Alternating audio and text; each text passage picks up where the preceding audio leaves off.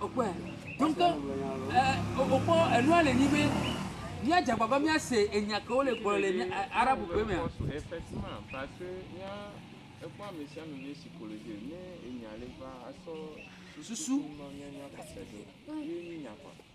franchement dit parce que obe ma le nya be de gbo obe ma wo ke mu de pe mu wa even ko sugbon le ko la ga si ve gado me wa de ke mi yona mi abe directeur au le domaine encore le directeur aussi directeur DG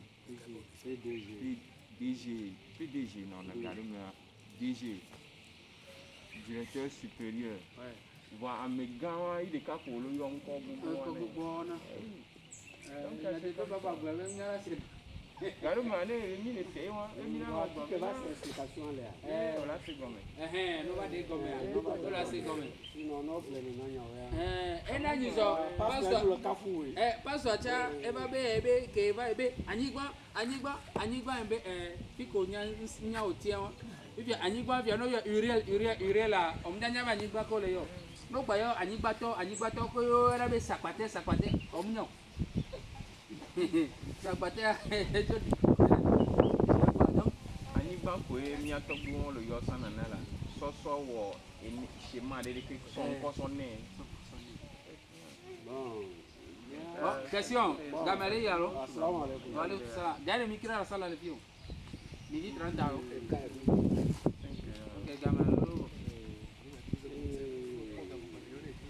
kobe mile ni amekoya tukaramu lo na jo que ma anedi wo wa ese no kira mi le Rajab mea alpha dobe le 27 na wetria king alpha dobe aobe ele inconnu parce que amedo va son kekewa o da so bide aben keke o la kon kekewa o la bar sono azandu ano no alpha goboro be non yo nyabe Rajab me voa moni keke va medo be le 27 ye be voyage nocturne déjà la Ramadan no Ramadan qui est ni 27 ah o 27 aya le net kader benya ele fumi le kader benya le fumi va voyage nocturne ya ni non l'aviation be mi manga retenir date mais date o data o nyabe Rajab me kwa eso baba no bien sebe baba son kekere wa ka ni innovation bu nya ga ba no benya don npo ni o mo ya America ehia nya no tro no se Mohamed sallallahu alaihi wasallam benyao parce que no se be histoire wa o la gbo kwa vi yo la nya be mérité no yo be ko agbo sallallahu alaihi wasallam wallahi histoire en tout cas histoire Mohamed sallallahu alaihi wasallam histoire elle est très impressionnante c'est pas le miracle ma chama ni o ko mi islam mi sora miracle so to pourquoi encore de kaje ma le miracle mbake de no do chile Prophète miracle à 1500 personnes. Olé esimuloa e wa lore ke sito le ba lo pome ya 1500 personnes oui. Ndudu miracle gabi baledi o. Mohamed sallallahu alaihi wasallam e pompo so gbolobe e ke gba on dana medowa le suratu rum ya. E gbona merobe nene romatoa o le java du wa be futo di le tepe ke gba le plus bas tepe ke gba yi to so tepe re pepe la nyigba di bon effectivement rasul sallallahu alaihi wasallam ga me joho kengbe o ba wo ahwa ko ba won effectivement fi ko du di ale cha e funwa présentement eni tepe ke le ba so ou le ihe akpata mi no mi be mi comme islam musona miracle be nyawa so aso prouver be nyabe hosa même miracle nyabe hosa ta miracle gare parce que ne o se o gbobe no po musulman de vivre le tu sere me janu ha wala comme si o ame musulman miracle mi bale dio miracle ale de fion même toi ta la récitation coranique comment dirais-je mais le Coran va le Coran mo la Bible miracle kama bere egbe Coran ya nejura mo ne ba ho le mi apata mi asi wa zen kongbe wa to ezo mbe ola le musulman de kala nani on l'a trop reproduit voilà on l'a te yo pasteur pata le monde wa pata wa bo le Vatican on mate de Bible to on la dagba no ten di dala ngore cha la ga dagba be o mate o parce que amérique pe o ma pas mener les bible quoi 1 2 3 pages le terme to chaque fois wa alaikum salam le raja bel le sabal le que Jumate no Bonodu Kuda Ajiro Juro Allo Lokabala Bonon Kuro Lokabano Sararo Lokabano Napiraro Loka Mizaka le Bonodu Killer Raja Bosona Shaban Kubara Hamadana. okay Kabata it's not you o ma yo me mo yore be ni ni aso no entraînement to chanan ba ma ke bara mere gba yo gbara be asumi so ko fi alo o be togbe o be enu babla ba papa o be enu babla ba eni enyapo o gbro mo ma yo me a ne o blanu le mo ma yo me ne glo a bla mo tete le wetira me a lada e gbe sugbon eni wetiri ya yira de ke e do ameji ye wetiri ya mama ko na adu asugbon donc ne on le ko hedi me mon popo be ni no be ezanwa aja baba ne afonza ne enu kele jiji na wa gbe na mawu mi nyare kopo na koko na mawu mi be problème wa egomele jibe ewo ko le nyande so ape mawu iti ya olate nani lava tete mau yato ni bana mau bana mi arekela alo lave mau woni arekena effectivement ino wa monu kokole safla ni imagine be nyano le fi wa ni abe viva mi agbo wa america va kwa mama so bale na le fun ma gbora wa de video ale a ke va tutu pa peut-être la o pla hare de sukulu be mama chérie qui m'a donné la vie, je t'aime et je t'aimerai toujours. Et nyawa ko gbon la pobo la ko nu vire. Finu marabe mama, ah on de kuku mi de 100 francs vare. On nyabe mere pepe mu la signe ke ma ye gbo o de kenyi no nyi. Le 100 francs. O la ne alo mane. Ya me ke o le jaso. Ne mu la si o cha la o tu etu la ne do nu kentia. Tutu gba e do jijo no. Ye se be kwa e de fi obe we la te we ne. Fifi ya no wo gbe afiko be ne yo. Enu kinene mi la te bion ma we won tutugba mi awo te wo kan de kabe enu ya kemi le dia eye le jawe tutugba won ye ze ve ko le mi abe koko popo me a mi a de fion ma ube eye de ka eye mi le bion mi ndo mi pe kemi le jabio eye la te won na mi o la po be ne pique assurance le be o panko de ka funu me la we na we ma ube ye nke o ma nke mi la bio mi la ko alo eji ye mana mi muleo enu kele mele nyibe nege me ko na mia mi munyana be enu ke mi bi ona mia yo gade mo wano adua ne ma ho na wa adasibela nyino ne ma ho adua wa abibela nyi ma de gome kafla ihia elolo ye enu ojona peut-être on le cohere mi ye kohe keme ole won kohe keme ole a make terun ti wa eni base na le be no mo be bedede peut-être appeli kaode allo ame ovevere ela te be sro won to chan e le ni base na pe malheur o parce que nous le hihe menene jogbefo o panko mau eni akere joro ji ho mau de ameada mau be amin bro eku nko ya o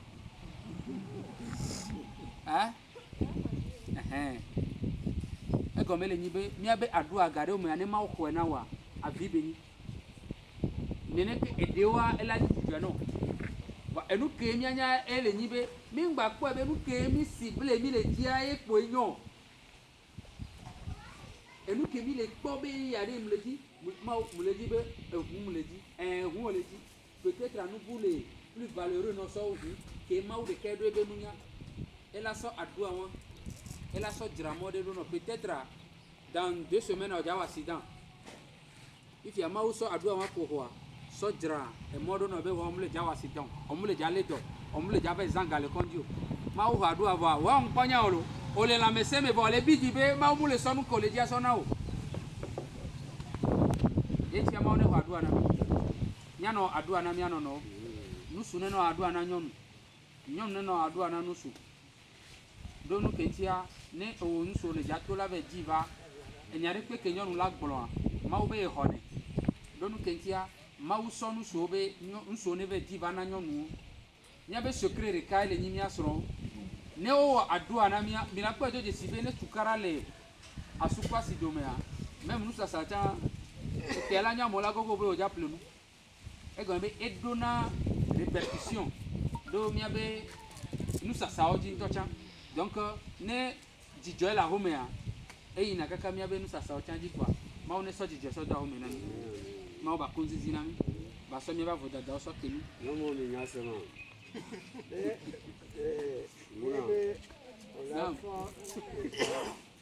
olafɔ la nina fe la gaƒoƒo kae ne gaƒo nye te yɔ ate fɔ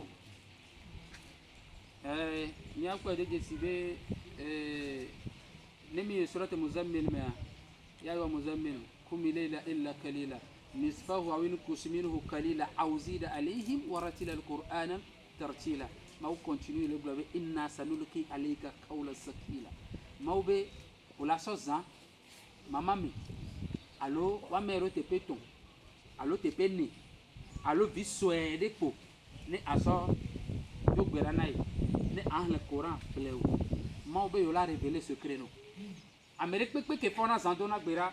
wòle akpɔ be ne le dzɔ le ame ɖewo me wole complice ɖo ŋuti ame ɖeka la tsitre ɖe be la va gblɔe no eya mawu be nukunu ye be mlɔ yina dalɔ remarque ye signe ke wòle anɔ kpɔ palpable wa ne ame ɖewo gbɔ complice ɖo ŋuti o kpɔ le akpɔ ame ɖe la va wòle gede nɔ kpoe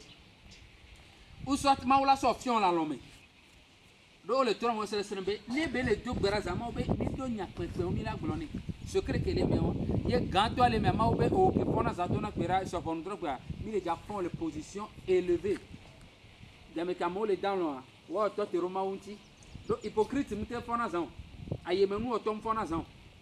ne wòkpɔ ame ɖe fɔ zã dza wɔ alɔ la kpo anya be amea fɔ zã nya teƒe ɖo nu keŋtia e ɖeka ye fɔ dza wɔ alɔ la do gbe ɖa peut-être journée mea ne mva yi fifi ge be míado gbe ɖa o ne ŋtsa ne be do gbe ɖo fia amewo la be nya ne dona gbe ɖa o ye wòle akplɔ amewo dona do gbe ɖa bon ezãtɔ ya o ɖeka ye ke wa ezã enu gã ɖe ɖenyi mi gbagble ku zã o míabe problème wo kpata ne zã doa míagblẽ na tɔxo no ɖo hadis ɖe le gbɔ na mi be ne be po 3 heures du matin mawu ŋutɔ ɖiɖi na va na sama adunia la nɔ biɔ be mɛ ke le dzi yasɔ be nufɔsɔ ke o moma wa mɛ ami lɔ mɛ ke le dzi o ne glo ne mi tia ma tɔn afɔn wɔ lɔ la wɔ na fi la 5 minutes ma trɔ mla nyi enyɔ ŋutɔ voa ŋgba nyi be ne wɔ egba ipere ka o anɔ wɔ edzi egɔme be edɔnyuɛ ko le wɔ edzia eɖona kpekpe sɔwo be wòle agbɔdzi ɖe kaka ne ƒea dza trɔ wòle va nɔ lele tike de be game kpɔ la nɔ zã kaka ne wòkpɔ egba lele tike de wa ɖa ɔra gbese agba mi ɖo mi le problème me yihi keme mi le lutte ye mawo be eɖo mi le lutte me mi le wɔ avue ame sia ame le dzi nyɔ na mi bibia nyɔ na mi le alɔ gbɔ no vɔ nyɔ ɖe ko le dza sɔ donc ne wòle nɔ zã dzia mawu la ɖe nu sugbɔ fiɔ enuɖewo le wɔm le dza te dze me o mawu la gba na ape ela na wo paix du cœur edidze me eye le nyi richesse gã sɔwo richesse ɖe kpekpe edidze me mawu ba ko sisi na mi kpɔ be fi mi la tɔ te le wa ne míado gbe ɖa naam woma ke ya sia ebe la va no ebe no kuku dzi nya be mu kuku ɖe ke ya kala nya ame ke me le groupe me wa mi wòle agblɔ o mi mo ga pa ɖe ye groupe nka wo miawo ke eko sɔna lɔ tɔna kume na me le asi o ok mawu la hɛn va zã ɖe ya comme be moyen wa edzo le très simple na mía ye mi gblɔ ne kɔa mi la va face à face le fi ye mi la va ɖe gɔme le fi ye ma ɖe tableau ke le wɔ adamu papa be tableau hã donc adzagba ne awɔe va ne ka ɔsɛ ne le eli vɔ enya ɖeka eli ne abe ne eli vɔ menye be ala wɔe vɔ ele si enya ke le fi ya ebe ne va ɖe gɔme ne ya ye le nyi be ɖe tableau hã ɖe wala wɔ ada fi ehiã be ɖe mía kpata nya mon di tableau wanti kafla nya tableau wan ke ma venu nye ye nyam te maîtriser ane ma be munye volu ena jikamuso na nya ne ma totere ewo ke ni agbale to be nkuma jikamuso na mo ye tableau wan cha mia todo ko poe le Abidjan ye wawe na muso idiane kuro account gama ole les élèves d'Abdou Majid groupe ale no de kam ma ma eye muso be wo tableau le funwa ame sugbo be mama formé o na tableau we mi o programme e covid va correct ye mi do na nyu ba mi anto le fia ele se be munyi le pepo ni wa do don to jere dire no wa covid o ta jere le no la cantata e on to do to jere ju o nya be fi are enu be ni yo wo be yo aso on ma ni o ta jere ju tableau yare nya ma he tableau va ye ameke o le gbe soso ye wa pla tableau wa be nu nya wa o formation Tiens les gars ça m'a formé à mon soeur ni benuti parce que ende beni ke ne mi subonia et nyo so ube America banye mi le fidien peut-être mon ou quoi la va amedeo la tidibe mi a yifie America ba te odo pato wana mere le fie kafla mi na to nu waji fia amedele excusez allô. Allô? Over go. Gars ne répond. Ne me dois faire miado.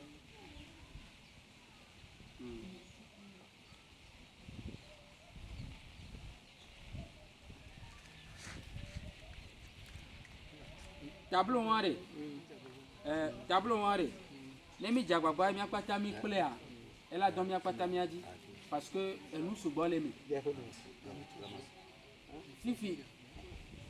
Fifi kemboye nyenton baba le po secret dans le tableau on avait nyameo e go tableau a enyinde ke e don me di souvent e je mi jawa tableau généalogie a nya jawa mi soane ngba ma serva e ne mi serva nya jawa mi atro de copy bu dare fie gantoa Fifi a ba attirer ba so ngba le hoti Fifi quoi il y a trop de il y a des gars qui arrivent quoi ne me va combien de tout la du coup que quel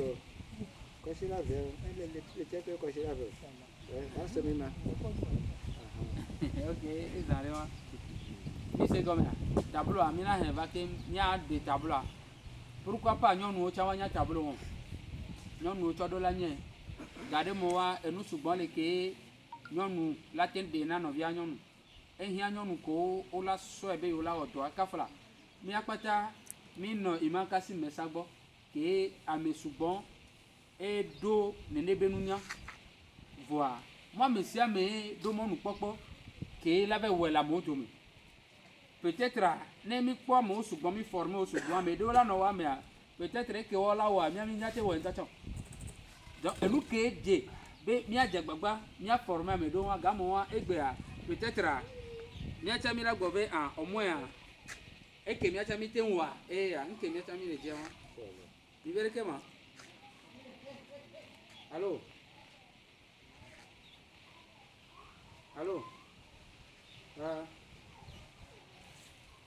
ona ne mi do azafar ko miajola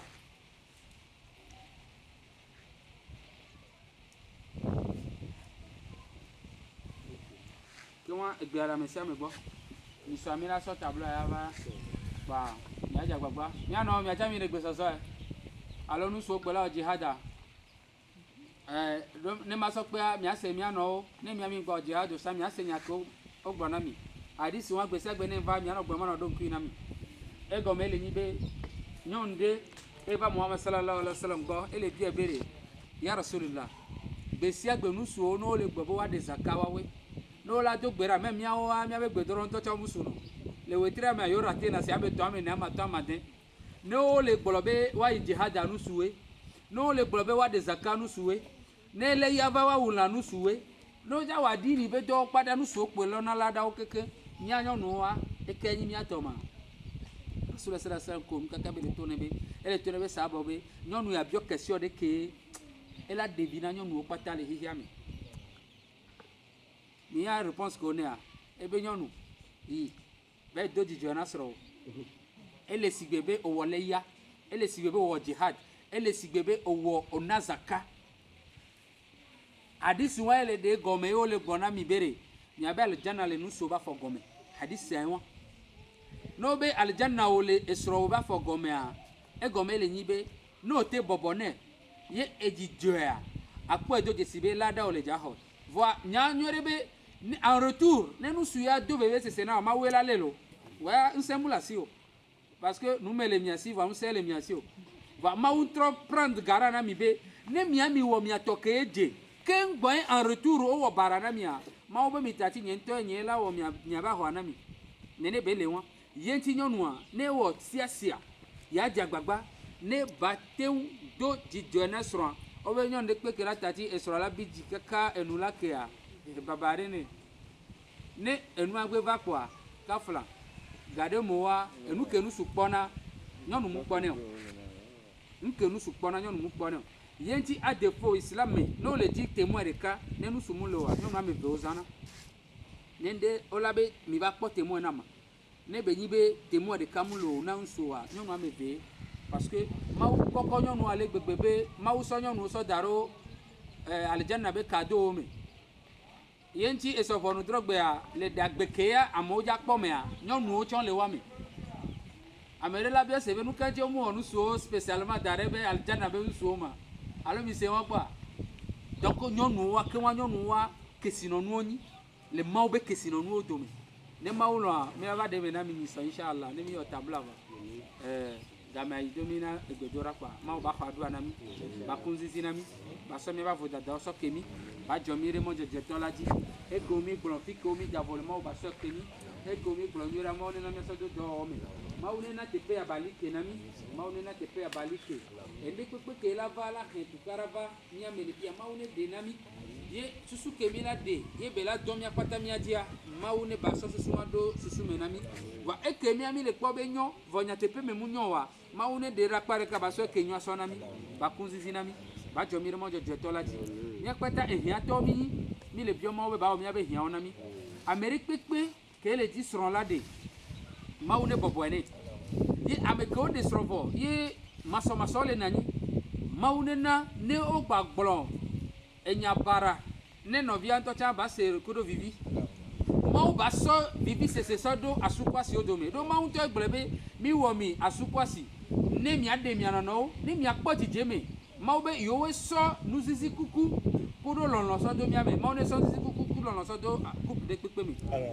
mawu ne ba tɔkpa do mi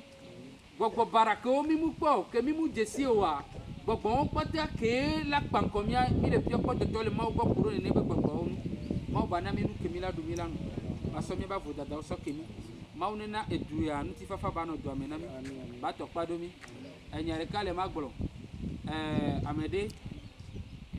ele yɔ réclamation ɖe ɖo ɖa srɔ̃a gbɔ ele to na srɔ̃a be ele nya be egbe mi le 13 ma egɔme ɖe nyɔnuwo kpe nya réponse awo ŋkpɔ ŋusuwo le buta mea nyɔnuwo le yɔ réclamation be ŋusuwo ŋkpɔ ple wo be kado na yo islam mi ɖuna zã wɔ lo mi mu ɖuna islam mi mu ɖuna azã wɔ mu le islam ba zã me o ame ɖewo la nɔ biɔ be wonya be gbe le 13 ma egɔme be sɔ le 14 esrɔ̃ ɖo la wɔ kado na ya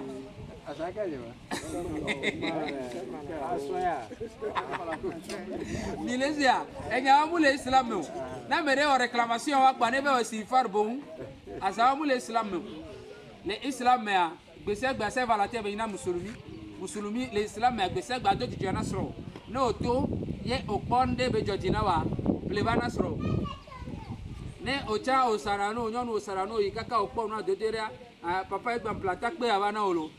dzidzɔ ko be nyina ɔn ple la nu va ɖa na me ye adɔme ve na me gbe ɖe o ewa dzidzɔ be nyina ele vice versa lo baba nyi be ame la va hlɔ ŋkume le xɔa me ɖo nu ke ŋutia wo be gbe le 13 va ɔn ple kado na yi oa islam mi ɖuna zã wɔ lo mi sea alo mi nu se o mi ɖa ɖo ŋutia mi se alo mi nu se o mi ɖuna zã wɔ le islam mi sea C'est Valentin à l'islam et Tegbe. Ma va pérer bien ti. Assalamu alaikum wa rahmatullahi wa barakatuh. Oh, nobody has our go baby. Bevu hai.